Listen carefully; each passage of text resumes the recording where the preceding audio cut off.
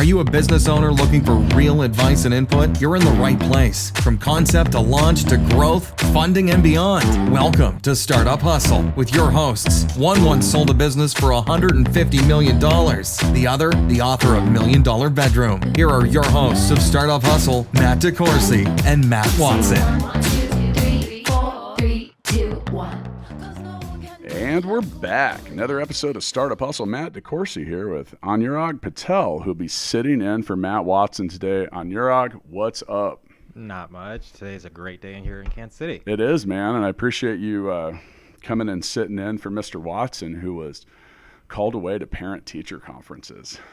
Of all things that every parent wants to do on a Friday morning. So, Anurag, you're the CEO and founder of Helix Health, and for those of you listening, you know I like it when you're interactive, so grab your phone, open up a browser, and go to helixhealth.us so you can see all about what this fine gentleman is doing. Now, before we get too far into this, you also were a participant in the Pure Pitch Rally. I was. Yeah, and you were a big winner from Full Scale. I was. Yeah, so One of the biggest winners. The biggest winner. And if you scroll down in our podcast feed, there is an episode that said 50K giveaway.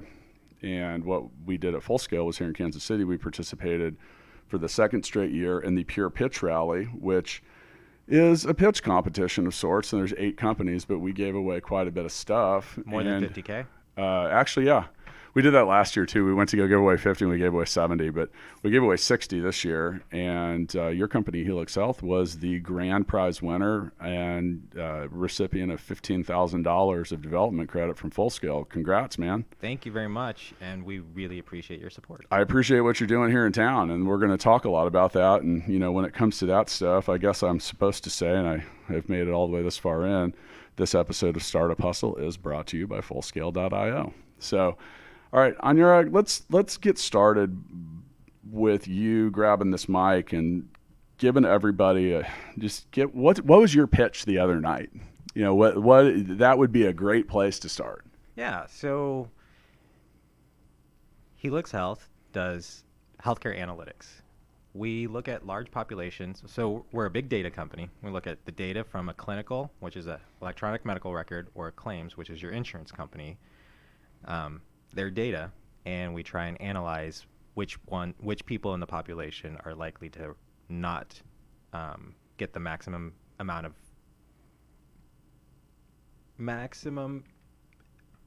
treatment from their protocol. Meaning, if your doctor prescribed you something, are you likely to take it? And if you're not, then what can we do to intervene earlier? And that could be anything from like medication to other stuff. Yeah. So think about, so we work in chronic care conditions. Diabetes is one of them. Asthma is another. Hypertension or high blood pressure. But generally speaking, these are things that people live with for a long time. It's not like you got sick and you need to go fix it and then you're fine after you get sick. But when it comes to, like, say, again, diabetes, it's not just medication, but it's a whole host or a whole protocol of things that you may need to do. Medication's easy. Someone tells you to go take this. Take it 3 times a day. Yes. 1, 2, 3, right? And I say easy. Which, by the way, is for some people still difficult to keep up with. I was just going to say, but like I say easy, but it's not necessarily easy, right? When you start adding many medications or you have many different conditions that you have to deal with, then things start getting a little bit more complicated. And especially if you're not necessarily fully educated on what you're doing, why you're doing it, and when you need to do it, then it becomes a little bit more difficult. So you use the example of diabetes, and diabetes obviously has different types, and the most common are type 1 and type 2, which can be quite different.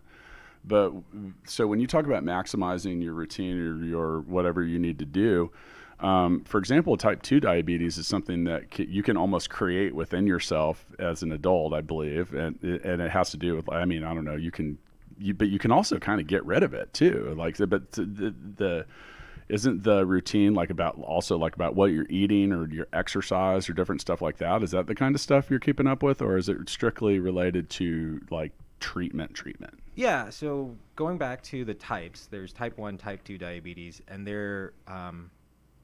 that's a generic. There's many different variations that you can get into, but thinking about it just at a high level, type 1 is more of the childhood diabetes. You are not necessarily born with it, but you have something that you start early on in your age of having to deal with diabetes. Type 2 is more of the acquired. You get it in adult life. Yeah. And yes, there may be a way to treat diabetes for some individuals, and there's a variety of different outcomes when it comes to treating diabetes. But when we're talking about diabetes, or when we're talking about what we're working on, is managing it. So if you have diabetes, we accept that individuals or people in our population have diabetes. How do we make sure that they're treated well so they don't have long-term issues, long-term complications, or other diseases they get because of diabetes? Okay. So most people don't die from diabetes. They die from another complication related to diabetes. And it's usually 20 years down the road, right? So you're not thinking about it when you first get diabetes in your adult life. So how the hell do you do that, man? How do you keep up with that? Because, I mean, the thing is if you're looking at a person, then, I mean, there's a lot of data there. I mean, so how do you by the way, I have been listening to Audible books about data science because I'm fascinated with it, because I think everyone hears data and all this, and data is the most valuable thing on the planet all of a sudden. Yeah, but 99% of people that I talk to don't know a goddamn thing about data. Yeah. They think they do, and they think they understand the concept. But so I've been fascinated with it, because some of it's like, oh, this data is so valuable. But if you don't do something useful with it, it is just zeros and ones, basically. So how do you, I've learned that you have structured and unstructured data, but how do you guys gather all this? And how much of it are you looking at? What do you know? How do you know what not to look at? And how do you make it useful? Yeah, so I think there was a lot to unpack there. First, getting the data. So a lot of this data, about that. Yeah. So a lot of this data sits with our partners, right? So hospitals have a lot of clinical data. Insurance companies have a lot of claims data, which is the finances of healthcare. And we partner with our customers to have access to that data. Now, that data also is protected by laws like HIPAA and High Trust. High Trust is a more updated version of HIPAA that deals with the digital world, and security. But yeah, for those of you listening, HIPAA is a standard that exists for basically protecting your information and data. It's kind of healthcare's version of PCI compliance. Yeah. It's probably an easy way to dumb it down on some level, right? Yes, there's protection in there, there's privacy in there, and there's the way to transfer it. So portability is another P in there. But that is the essence of HIPAA. And then High Trust is just an added layer that was used for understanding how we do this in a digital space. HIPAA was created when there was little or very little data used that was moved digitally. It was all more of the paper records. Right. So how are you making sense of all that? So we get that data, and some of it is structured and some of it is unstructured. I think the electronic medical records has helped build out an area where some of this data is becoming more structured over time. But then also technology makes it easier for you to just do to open up an app, talk to your computer, and then that computer will just write in a free text area of your record or of a patient's record all this information that you wanted as a data scientist or as someone who wants to analyze data. So we have to manage both of those. When it comes to the clinical aspect of what we know, part of it is is a trained model. So we build out models that that are already trained by humans, that we look at this data and know that there's this value associated with it. So for example, in diabetes, there's a test that physicians do or hospitals do, and it's called a hemoglobin A1C. There's also a blood glucose test. So these are two different types of tests, and they have values associated with them. And generally speaking, those values can be found in a structured portion of our data set. That makes it a little bit easier for us. What may not be easy is some of the symptoms that occur when patients are out of range. When they're feeling sick, those symptoms may be in a structured area of the record, and sometimes it's not. And so we build out models to help us analyze that information. But going beyond that, we also look at how the data that exists in a record that may not exactly correlate or signify disease or signify an event can be used to help us build out predictions anyways. Does that mean is that like just the little stuff? Yeah. So I had a friend that was diabetic. I mean, like insulin shots, the whole thing. And, he would sometimes, and he was my roommate for 2 years. And, he would you talk about the little things. I'd say, how do you know? And he'd be like, oh, my muscles will tighten up a little bit. Like my legs get tight. And I said, well, what do you mean? He's like, when you haven't, your legs feel tight and you stretch a little bit and then maybe you feel a little better. He's like, my body will start feeling like that. Is that like an example of? Yeah, but let's take it a little bit farther out. So we don't just look at symptoms and we don't just look at what patients are feeling. We are trying to build out a model for the system of healthcare. So that is also what the doctors are doing, also how the system is working. So let's use an example instead, and not necessarily diabetes. But let's say you got sick and you needed to go to the ER. And we went to the ER today, which is in the middle of the day Friday. That experience that you get for being treated for whatever ailment you have, that you're sick, should look totally different and will look totally different than if you showed up on a Sunday evening at the ER. And it's just because our resources are different. It's because how we act are different. What doctors are going to be in the hospital are different, and what their support staff is going to be is different. Where you may even be. We're here in an office today in the middle of the day, but on a Sunday evening, you might be a little bit farther out from a hospital. So we account for all of those factors to see if we can help build out a prediction on the likelihood of an outcome. Not necessarily if you have diabetes or not, but if you got treated for your diabetes, what is the outcome based on the environment? So the little things in that system is what we're also looking for as signals. And it's not necessarily just one thing, but a combination of things. If you showed up as Matt on a Sunday evening at an urban hospital, this is the likelihood that you would be able to get your medication on the way out. Okay. So who's is the beneficiary of this intended to be both the patient, the provider, and the insurance company?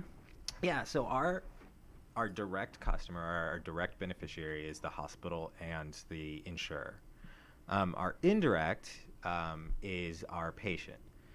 But this is built for patients. We want better health outcomes. Right. We also model for financial outcomes, so the cost of care. We acknowledge that to have people act a certain way on a system, we have to build out incentives, or someone has to build out incentives. So we want to make sure that we can match an intervention with how much it's going to cost or what kind of resources are going to be used behind that intervention. But the goal is always for better patient care. So I think you asked me a little bit about our pitch at Pure Pitch, and one of the things that I stated there is we exist because we believe that everyone deserves good health. Right. And I think that we can do better. So we can do better health outcomes. We have a ton of money in the healthcare system here in the U.S. We should be doing better. So, and I do want to talk about the presentation the other night in a minute, but a couple things. So you actually have a background in medicine, which led you to starting this startup. Yeah, indirectly. Right. That's not where I was intending to go. Sure. I think 90% of the people I know that have a startup on some level started it accidentally. It might not have been, that might not be the best way to put it, but it kind of is. Yeah. I mean, so I grew up in St. Louis, but I actually, on the way here, passed up one of my childhood homes. So early on, I want to say when I was in kindergarten, our family lived right here on a small house on Ward Parkway. Okay. But eventually we ended up moving to St. Louis, and I went to elementary school, middle school, and high school there, and then came back here to Kansas City to go to medical school at UMKC. But I didn't pursue a residency and didn't practice as a physician. I ended up looking at a number of different opportunities to try and see if I could solve some of the problems I had in medicine while I was there. Didn't know that's what I was doing exactly when I was starting down that process, but I went into research, went into healthcare administration, and then also eventually ended up working in startups to figure out what technology looked like for healthcare. Right, and that's actually where I've been exposed to you over the last, I don't know, year or so, is you are a very active participant in our local startup community through the Kansas City Startup Foundation and other stuff. So that's fair to say, right? Yeah, I think so. All right. So the other night the Pure Pitch Rally is interesting. Did you go to it last year? I did not. Okay, so you were flying blind into this thing on some Yeah. level. Now, I think this is interesting, and it's definitely topical because, well, so you had to apply to this, Yes. and you were selected from a pretty large group of companies. And there's a lot of stuff like this out there. So I want to structure this around. We'll let you tell the story of that. But there's a ton of stuff out there that can help move your startup forward and stack up some interesting resources for you. But you have to take the initiative to get involved with these things. Absolutely. Right. So what made you want to, or how did you even find out about that? What made you want to sign up for it? I think this is one of those valuable parts of being in Kansas City. We have a great network. We do.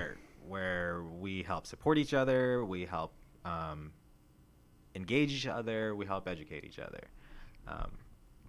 I think that is an incredible asset for the ecosystem in Kansas City as far as startups go, small businesses go, or even just the education around tech here in KC. Yeah. So as far as like getting to know or being aware of Pure Pitch, I'm not quite sure exactly that moment, but it had to have been through a colleague or another friend. I also lean on my team, so there's 4 of us in Helix, and I think one of the individuals was asking me, "Hey, do you know about Pure Pitch, and should we be doing this?" And I said, "Oh, I do know about Pure Pitch, and I don't know when the date is, but we should be doing this." And that's how the ball started. But yeah, we had to put in our application, and I think from there it was just a whole selection committee. But Did they coach you on did you catch any coaching on giving the presentation or anything like that? we did. So Yeah. we didn't get any feedback or coaching before our application, our selection. Yeah, but right. afterwards, our cohort. Once the finalists are selected, Our cohort goes through 3 different coaching / mini accelerator programs, but Right. the first one was for coaching on pitching. And then there's 2 more that are going to come after the Pure Pitch Rally had in the finished. past, so this was the 4th year of this, but in the past, they've actually had a couple of people that didn't make it past pitch coaching. Oh, really? Like, hey, well, because they don't want to put you up there, and we'll talk about that for a second, because all right, this is a pretty exclusive event. It's invite only, and realistically, there's 200 people in that room, and it's a pretty all-star cast when it comes to our city. I mean, that's fair to say, right? Yeah, there are people in government, Yeah. there's people in large companies, there's Media. investors, there's media. Yeah, I was joking. I was like, we should get a few more photographers in here, because there was like 8 of them running around, like taking pictures and doing video and stuff. But the way this is set up, and I mentioned we give away we're one of the larger sponsors of it, and we gave away $60,000. We've given away, technically in the last 12 months, we've now awarded $130,000 worth of credit to our last year and this year. Oh, yeah. Yeah, because we're that close to the event still. But so the other thing that they do is Karen Finaroli, who's the sponsor, and she runs Finaroli and Associates. Once again, $50K giveaway if you want to go back and listen to the episode where she came in and talked about this.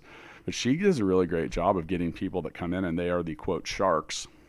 And by the way, Watson wore a shirt that had a shark barfing a rainbow with a cat with a gold cowboy hat on it. And there's a picture of him with the Kansas City mayor wearing that. We will post that on Instagram. So go to @StartupHustle Podcast.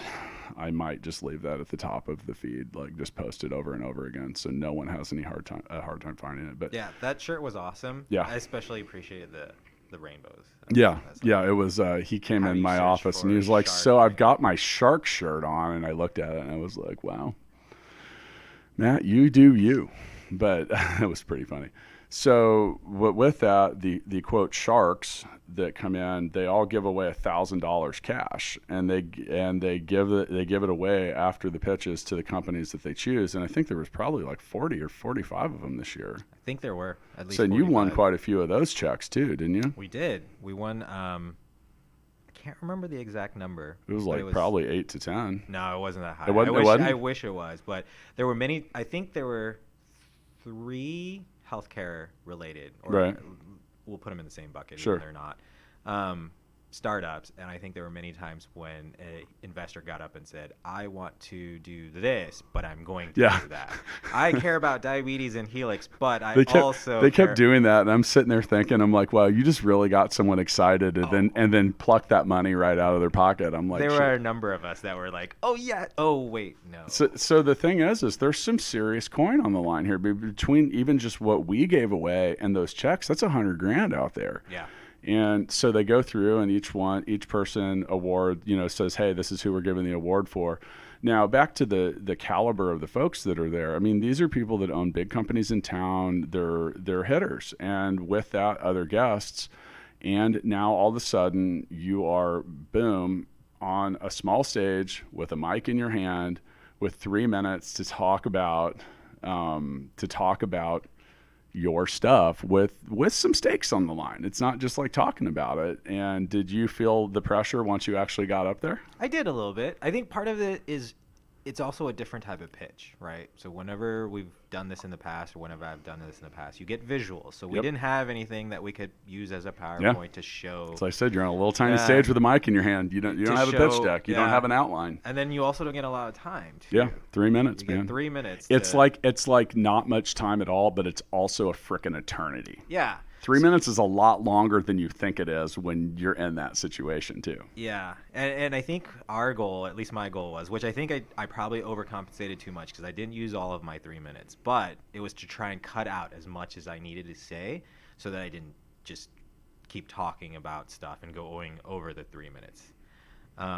But yeah, it's really hard to talk about your company, talk about the landscape, talk about why it's an issue, talk about yourself. Talk about how people can help you, all in 3 minutes. Was the advice that I gave you prior to that, do you remember that, like a week earlier or something? I gave you the advice. I said, it's not an investor pitch. You have to tug on the heartstrings of these people. Yeah, and that's what happened, right? Yeah. There were so many people in the room that were...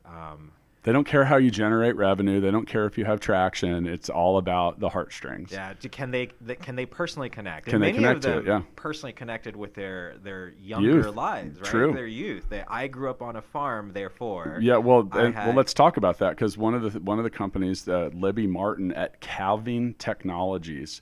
Which is a new word to me. Calving. Yes. Yeah. Us too. We were like, what the hell is this? But she won a lot. Yes. Like a whole lot. We gave her a different tier of reward. We gave them $7,500, but it was to help cattle. Yeah. And apparently a lot of cattle during the birthing process die. There's someone, but a lot of the people you talk about going back to their childhood, that's what I said, the heartstrings, like I grew up on a farm and this makes sense. I got it. Well, I saw our cow die. It was heartbreaking, and just like, wow. Okay. Yeah. But yeah, so it's a different kind of pitch. But and now here's the thing: is this year was better. Last year, there was a couple people that I don't, for lack of a better word, they kind of choked the presentation a little bit because it's a pressure spot. Yeah. Like you're all of a sudden, and the reality is most people would rather die than give a speech publicly. My wife is in that boat. Like there is a bigger fear of public speaking in the world than dying. Yeah. I don't know if I'm in that boat, but I do dislike it. Okay.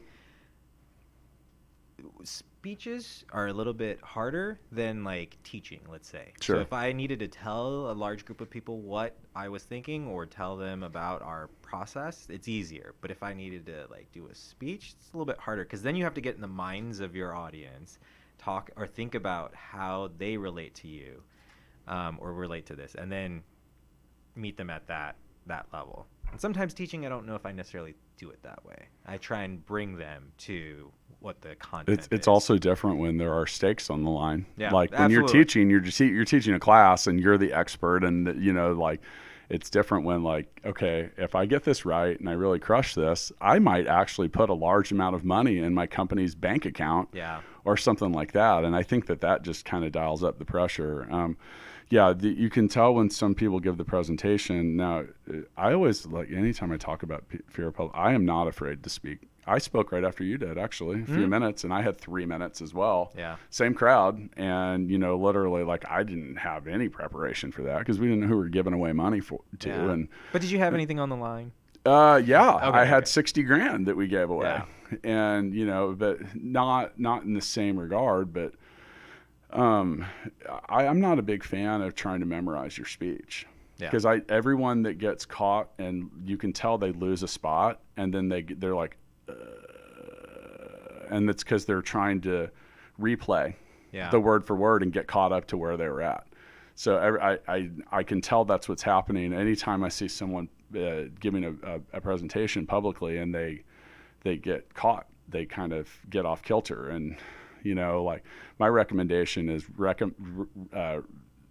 think of like 5 words. Yeah. Those are your starting spots. So it's just like a set list for a band. They have like the songs written down and then they play them. So if you can, it's so much easier to remember 5 words than it is to remember a whole entire speech. Yeah, I think I do poorly if I'm trying to memorize a speech. Yeah. And I do better if I have like things or 5 things.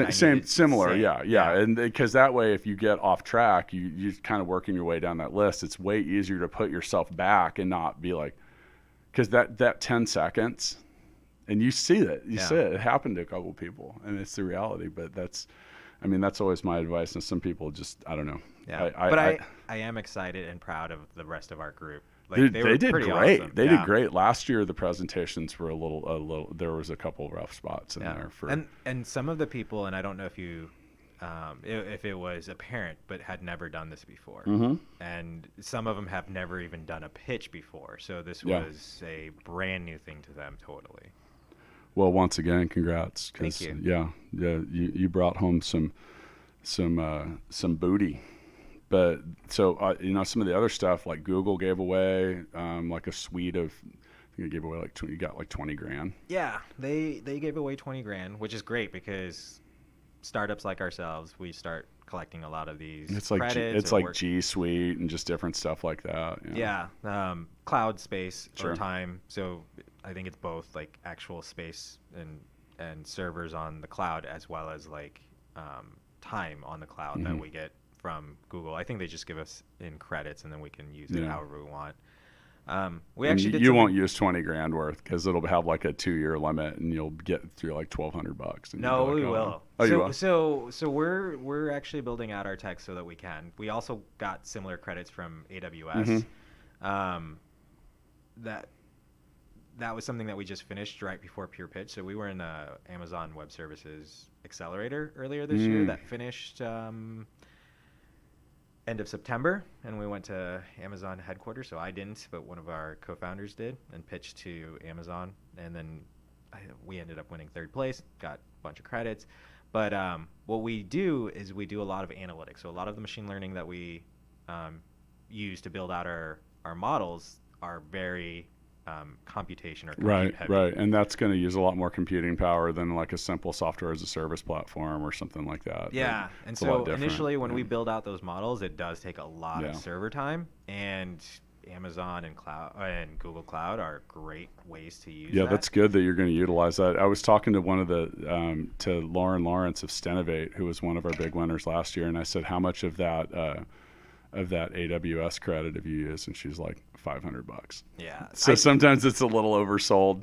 I think we will be able to use all of it. I have a complaint with that because you give away $60,000 and then Google stands up and they're like, we're giving everyone $20,000. And it's not, I guarantee you that across all 8 companies, it will come up to, well, you might use the credit and then all the rest of the folks will be a little lower. So I continue to complain about that. Yeah. But that's okay. I still think it's awesome that people are stacking that stuff up. And let's give a shout out real quick, because if you're in Kansas City, one of our I think it was episode 50, Startup Hustle alumnus Donald Hawkins has started a group called Casey Collective, and they are here to help your startup get free stuff. Yep. If you're a founder, you should go to caseycollective.org, I believe it is. caseycollective.org. Apply.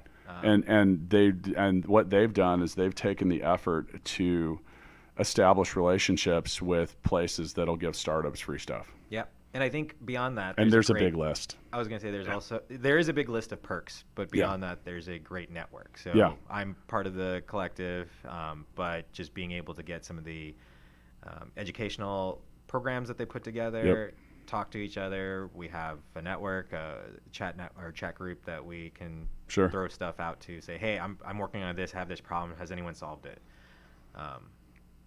Let's get back to machine learning and predictive analytics. Yes. And so this is something you hear a lot. I just got back from TechCrunch, and I think that every table we stopped at, my algorithm. That was our joke when we were leaving. Yeah. Like, no matter what, it was like, we were at the airport trying to decide what sushi we wanted, and I was like, I'm currently building an algorithm that will help me decide which sushi plate I want. Because it was kind of a joke, because like everybody is, was saying that. Now machine learning is broad. Yes. It can be very simplistic, and it can also be remarkably complex. Yeah. So with what you guys are doing, you mentioned needing computing power in the cloud, that there's a level of complexity because there's all these comparisons and all this data and all this stuff. So for those let's talk just machine learning in general. What can you give us an overview of and how you're using it? Yeah, so I think the way that we apply and discuss it in healthcare and the way that we leverage machine learning is a great we knowing the differences would help as to why we would use machine learning in our what is machine learning as you define it? So I know that's like 1,000 miles wide of a question, but yeah. So I think there's ways. Let's call them processes instead of even algorithms. There's ways to determine certain knowledge. When we've done this in the past, we meaning the collective we, and when we talk about healthcare, there's a very deterministic approach to understanding something, right? Like you want to look at a piece of data or a value and associate or attribute a knowledge or an insight to it. So it's easy whenever you're recording data in a very specific spot that's only recorded for that, right? So let's say blood pressure in this case. There's two aspects to blood pressure. There's your diastolic and your systolic, and those could be recorded in separate places, and it's very easy to make sure that you know what that looks like. At times, the algorithm or the process to understanding that could be very simple. There's a category, and this is diastolic, and whenever you have something in that field, then we could say it's part of blood pressure. In machine learning, I think it's a category of processes that you can use to then maybe imply that there's something there, right? We're not saying that there is something there, but what's the likelihood that something is there? And so we're building out models that could potentially train themselves, that could build out knowledge. Now, of course, there are definitely human interventions at times. You want to have someone come in and say, is this model doing something correctly? But other times you might want to just do it for exploration. Can these models go look at the data and find something that is interesting, right? Like a signal within the noise. Is there something that is poking out that we didn't see as humans, but the data or the algorithms or the processes that we're using to develop can see it? And so I think that's a good way of looking at machine learning from our perspective. But then on top of that, it's how do we use it, right? So most of the time, again, deterministic, meaning like if this, then that, is what we've done in healthcare.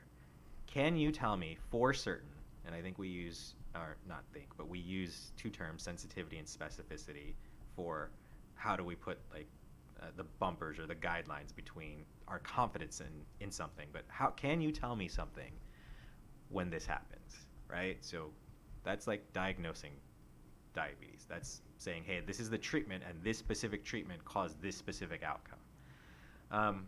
You could also look at it as a probability. So probabilistic modeling is a little bit different, saying, hey, can you tell me the likelihood of something, right? And we do less of that with our data in all sorts of areas of work, industry, but in healthcare specifically. And I think there's more people that are doing that, though, right? We're looking at modeling populations. We're looking at modeling risk. We're looking at modeling the cost of care. So insurance companies do this a lot, and sometimes population health companies do this, and some of the more mature hospitals and clinics can do this as well. So that's the space that we specifically work in. And we have even a narrower spot than that. So we don't look at diagnosis. We're not trying to figure out if someone has a disease, and we're not trying to figure out the next step, which is how do we treat that disease? Is there a better way? But we actually look at a narrow space of like, how does that treatment actually get applied in the real world? And what's the likelihood of barriers being in place, access issues being in place, or even different qualities in different types of populations? So we build out probabilities. So what's the likelihood that these 20 people in this large group of 20,000 are likely to get this outcome if we put all these things in front of them? And I think that looks a little bit different, right? We as humans don't look at it like that. Well, it's because we're biased. We are biased. And that's the one thing, and it doesn't matter who you are, like we all have bias, and machines are just purely analytical. They don't think about it. There's no heartstrings to tug at. It's data. Yeah. And that can be a big advantage, and it can also it can at the moment lacks that kind of human element that can see around some of those corners a little differently. But so someone recently asked me what machine learning is. I said it's computers looking for patterns and trying to predict outcomes. Yeah. So I know is like overly simplistic, but that's kind of what it is too, right? And that's exactly it. We're looking for patterns within the data. We're trying to see if those patterns mean anything, and we're trying to see if those patterns over time can tell us that it's the likelihood that this is going to happen as an outcome. Right. There's something else that you said that was really interesting. That's rare. Rewind. That's rare. That's rare. That's rare. Well, so in regards to why you hit rewind there, machine learning, and so do you consider yourself a data scientist? I do not. I don't have formal training in it. We have partners and we have data scientists to help us with so that. I think for those that want to get into tech that aren't programmers, now being a data science, it does help if you have some programmatic skills for sure. But you can get certifications in data science. Like Duke has one, IBM has one, and I know this because we employ data scientists at Full Scale. Yeah. And Google has a good one too. Yeah. Okay. There you go. And if you like math and you like crunching numbers and you're analytical, like there's a lot of opportunity out there that doesn't require you to have 15 years of programming skills. But and then on top of that too, if we want to kind of nerd out for a second, there are some programming languages that go really well with this. Like a lot of Python developers are trending towards R. Yes, yeah. R, and some things like with AI and different stuff. Like I'm seeing C++ go through a total rebirth, because C++ it's been around for a while, but it was used a lot for embedded software applications. But now people are finding that it runs things like computer vision and different stuff in a really lightweight kind of way. So they can put it in things that can't necessarily harvest like Shot Tracker, Davion Ross's, like they're trying to formulate data really quick, almost in like a real-time kind of way, where Python's too slow. Yeah. It uses too many resources, so they use different things. And there's a lot of interesting stuff. I bet most people haven't even heard of R.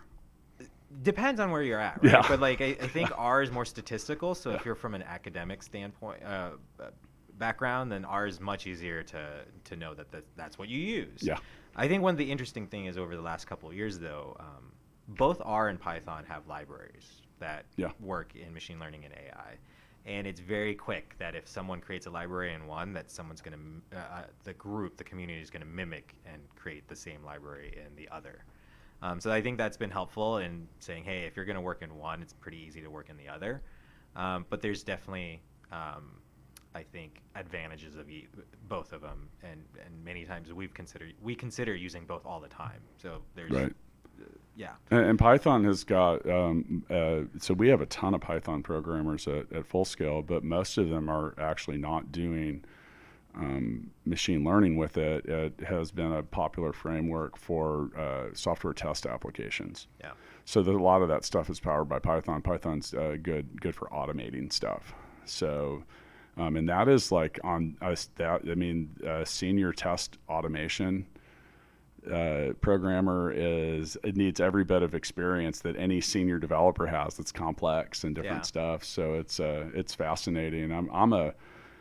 I'm constantly trying to figure out anything repetitive deserves to be automated. Yes, Because absolutely. they're always the task that people are like, well, are machines and AI going to take over our jobs? They might take over the jobs that no one wants to do. I mean, for real, like data entry or just weird stuff like that. I mean, God, it's hard to find people that even want to do some of the things that folks automate. So, Yeah, and do you guys use Python and we do. So Python and our core analytics languages, but then like how we get the data is different, and how we present the data, our analytics is different too. They're not built off of R and Python. But something that you said, I wanted to come back to. Did you find it? Well, no, not that, but just something that you just said with automations and stuff. That's where we're going down the line of, right? Like, we want to find efficiencies. Yep. We want to find ways to automate certain aspects of healthcare.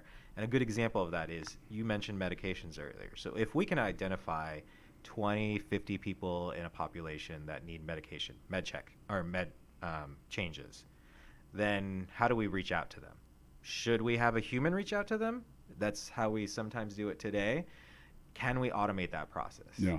You know, it doesn't make sense if we keep finding one-offs like we do in healthcare today. So, today I need to call these 2 people, or tomorrow I need to call. But if I could find 50 today, right off the bat, why not just find a tool that can automate that process? Find a tool that could figure out which of those 50 would prefer text messages, which of them would prefer email, and which of them actually need a phone call. Then the question is from even a human, because we have really great tools today, scary Google, that can call. Are you talking like the AI? Dude, I was playing that for Breland, our show producer, when we were out in San Francisco, and she was like, wait, that's a computer? Yeah. Google it, the Google AI chatbot that made a phone call. And I mean, it's scary real. Yeah, I think it's called Duplex, but on the back end was the tech side, but like from a consumer standpoint, it's cool. It's cool, and assistant. Also you're kind of like, whoa, like, because I wouldn't have known. Yeah, I wouldn't have either. And it really like it even does things like it's like hang on. Yeah, hang on a second. Or let me. Yeah, and I like how they really challenged it. Like they had the thing call, I think it was a Chinese restaurant, and the lady that answered the phone had a really heavy accent. I mean, I was having a hard time understanding what she was saying, but it didn't. And figured it out. It still got through all of the and it through a strange question. It was like something like, "Hey, I want to make a reservation for 7 people for Tuesday," and she was like, "Well, for what time?" And for 5 o'clock. And she's like, okay, you don't need a reservation on those days when you have less than 8 people. Yeah. And he's like, oh, so I can just show up at 5, so we can just walk in. You know, it's like, wow, like that's really intuitive. Really and that's good. Complex. That's tough, dude. That's tough. So just caveat, that's Google AI. That's big AI, right? Yeah. Most people don't do that. Wait, we don't have the resources that Google has? No. So wait, Helix Health, which by the way, you can find at helixhealth.us. You're not working with those kind of resources yet? No, not yet. Or not that. Yeah, not that. We need to get around. We need to fix that. You know, I was another Startup Hustle alumnus, Neil Sharma, who's the founder of DEG. He owns a service company, much like we do at Full Scale. And I was talking to Neil about it. And you know, why do tech companies have this just sick valuation compared to like a service company, which doesn't have the same? It's because software shows up to work every day. You talked about like how do we notify people? Well, that's not very scalable, because if you're having to notify people, and then other things too is like if that thing triggers, all of a sudden you've got like 1,500 contacts you need to make, that could take days. Yeah. And you can't just scale your notification team up to 10 people and then back down to 1. It's difficult. So that's where, and you know, with what you guys are doing, once again, I commend you for trying to do anything that lowers the cost of healthcare. I mean, Matt Watson was on Facebook today bitching about that. Yeah. Because, you know, both at Full Scale and at Stackify, we provide really great healthcare for our employees. And dude, it's expensive. I don't even go to the doctor. I think I would honestly be better off to just pay cash. Like it would probably be cheaper unless I get hit by a car or something like that. So, but it could be. Yeah. I think part of the problem is that every time costs go up, insurance goes up, then insurance goes up, then prices go up. It's something that someone needs to figure out. Yes. And then also too, like you mentioned at the very beginning, that everybody deserves good healthcare. Well, I feel everybody deserves healthcare too. Like, and figuring out a way to make that more affordable is going to make it a lot easier because I mean, what is like a quarter of the country doesn't have it? A good portion, yes. Yeah, it's pretty high. And I it's, think even more sad is like children don't have it. Yeah, and that's you the know? thing And is like in there's- the end, like, I mean, it's just kind of a human thing. And, I take that global citizen approach. All right. So as we finish the episode, we have now named this the Founders Freestyle. So you get to say whatever you want, dude, and I'll give a quick reply, and then we're off to do whatever it is that we do. Talk about how you're going to use this $15,000 worth of credits. But yeah, the mic's yours, buddy. Let me split it off then. Like I'll tell whatever I want to say. It's your freestyle, dude. You can literally rap right now if you want. I mean, it's up to you. I It's wish a I could freestyle. rap. I know I can't either, but it's a freestyle. I'm super excited about the work that we do. I think that I agree. It's not necessarily just healthcare, but I believe everyone should get good health. Everyone deserves good health. Healthcare happens to be one of the avenues that we spend a lot of money in here at the U.S. I think that we could probably do better in that space. And we as Helix Health come in to fix a piece of that, which is that we can use data to build out insights to help the entire system be a little bit more efficient. And part of that, can we cuss on this? Yeah, fuck yeah. All right. Well, Especially during the freestyle. So there's You can do whatever you there's want. a couple You can literally assumptions. like take over the station right now. There's a couple of assumptions that we make is that we don't believe in shitty patients and we don't believe in shitty physicians or clinicians, but we do think that the healthcare system is pretty shitty and we need to fix that. And most people don't disagree with us or disagree with the idea that we don't need good health in the U.S. It's just how do we get it is like where our disagreements come in. And when we have a healthcare system that incentivizes break fix, which is if you get sick, then I will fix you and you can keep coming in so that I can fix you, versus preventative care, then we're just not going to be able to move forward. And I think that's where we want to work. This is where we think that it's also scalable. There's a ton of data out there. There's a ton of ways for us to build out new incentives for preventative care, and I think the healthcare system's moving that way with value-based care. So I'm all for it, and anyone that wants to help, I would love to talk to them about it. I would love to help them with it, and I think everyone needs it. And I think even when you're talking about companies and your employees and people that you care about, you want them to be healthier. On the flip side, I have a question for you. What's up with this Voltron? Lego Voltron. We took his microphone away. He usually sits right next to me. And for those of you that want to know what the hell we're talking about, we have a probably 1 foot tall. I think it's bigger than that. Yeah, it's close. He's about a foot. Yeah, he's huge, but Lego Voltron. So all right, I'm going to use Al Freestyle the reply on the way out. If you know me or you've listened to this podcast enough, you know that I have a weird obsession with Voltron. It's not weird. It's not weird because Voltron's awesome. So here's the thing is I believe in the power of a team. And I think that Voltron is just kind of a goofy and fun example. If you haven't watched it, they brought Voltron is from my childhood. Mine too. And they brought it back. They've got like 8 new seasons on Netflix, but Voltron consists of 5 lions that form together into one, the defender of the universe that has a laser sword and usually chops something in half with it. But each of these lions and their pilots have a specific skill, and they're really great at something, and they're pretty badass on their own. But when they get it all together and they work as a team, they become dominant. And, that whole, so we keep Voltron around to remind us of that on many days. But as far as Lego Voltron goes, Watson's kids built that out of that set. And so I have my own set, and I'm like a third of the way through the Blue Lion after like a year. So Watson's kids did that in like half a day and crushed it. It is a complex and difficult Lego set. So yeah, and then to kind of finish off my freestyle, I'm going to go in a different direction, and I'm going to encourage those of you that are listening to go out and find something to pitch your idea. Apply to accelerators, do things like this Pure Pitch Rally, and you can go to purepitchrally.com and learn more about that. Fullscale is also the development partner of Launch KC, which is another accelerator. Like, there are a lot of things that you can get yourself into that there were 8 companies in this thing the other night. Everybody won something. Everybody won 20 grand from Google and at least 5 grand from Fullscale. Yeah. So even getting in, like, think about that. The participation trophy here was worth 25 grand. And what could that do to change your business?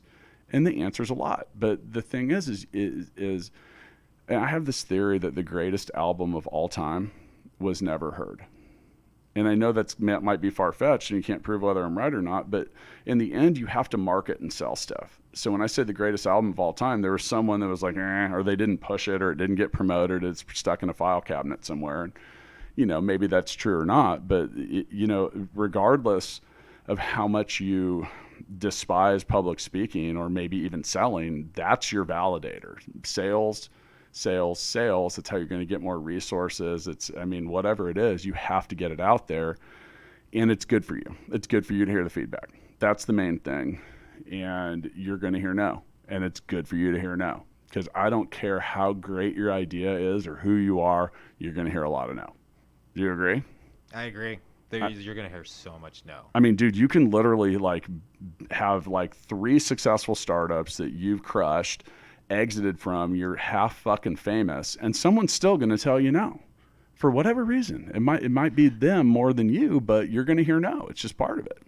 And I know this sounds cliche, but I think that if you're not hearing no, then you're not doing it right. Yeah. Sure. I don't mean it in you need to hear no, but you need to hear no. Well, it's the nature of the startup or the disruption or the innovation. It's new, and so most people don't get it. Most people don't see it that way. They're more comfortable with what's already going on. And so if you're building something that's new, a lot of people but are going to say, I don't get it, or not no right now. Dude, that's like the number one thing that, you know, people don't, it's difficult to get someone to invest in something they don't understand. And when you're doing cutting edge things or you're very visionary, you're gonna hear way more now, because people just don't get it. They don't understand the utility of it, or a whole lot of different things. So I think in the end, and to finalize my freestyle, and on behalf of Lego Voltron, because he knows that thing is pretty cool. There's pictures of Lego Voltron all over the Startup Hustle podcast Instagram. So and Anurag is a little jealous. I think he might. Oh, I am. If Voltron is missing later, I know exactly where to come look. I mean, that's why I asked you about it, because he's also part of my childhood. I grew up with Voltron. Voltron's the man. Transformers and Star Wars. And Voltron is not a transformer. We've had people point that out. He is not. He was first. He's like the OG. Yeah. When it comes to transforming robot completing stacking stuff, I don't think there was one before him. No. And that also tells you how old we are. Yeah. See you next time.